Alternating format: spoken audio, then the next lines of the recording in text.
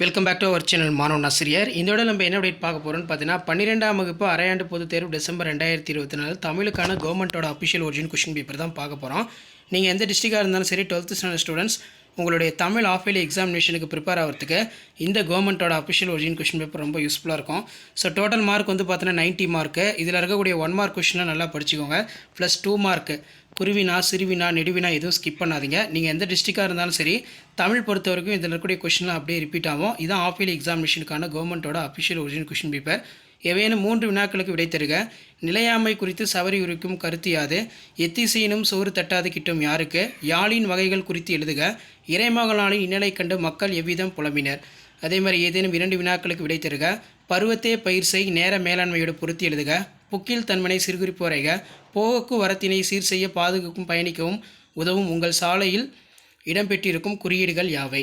So அதே மாதிரி அதுக்கு கீழே ஒரு மதிப்பெண் வினாக்கள் இருக்குது. நெக்ஸ்ட் வந்து எவையேனும் 2 விடை தருக. செம்பருதி மலைமேட்டில் தலையினை சாய்ப்பான் செந்நிறத்து பூக்கடமாம் வானமெல்லாம் தொடர் வெளிப்படுத்தும் காட்சிநயம். சடையவு தந்தையாக ஏற்று ராமன் ஆற்றிய கடமை. ஈசன் மகன் நின்றனர் ஓர் ஏழை என ஓர்மீன் இனஞ்சுட்டி பொருள் விளக்குக.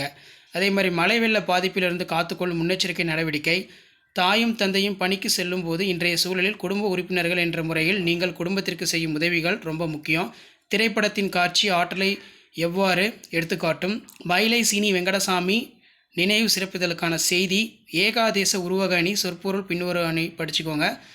பின்வரும் பழமொழியினை வாழ்க்கை நிகழோடு பொருத்தி எழுதுக. திணை விதைத்தவன் திணை அறுப்பான், வினை விதைத்தவன் வினை அறுப்பான், குற்றம் பார்க்கின் சுற்றம் இல்லை.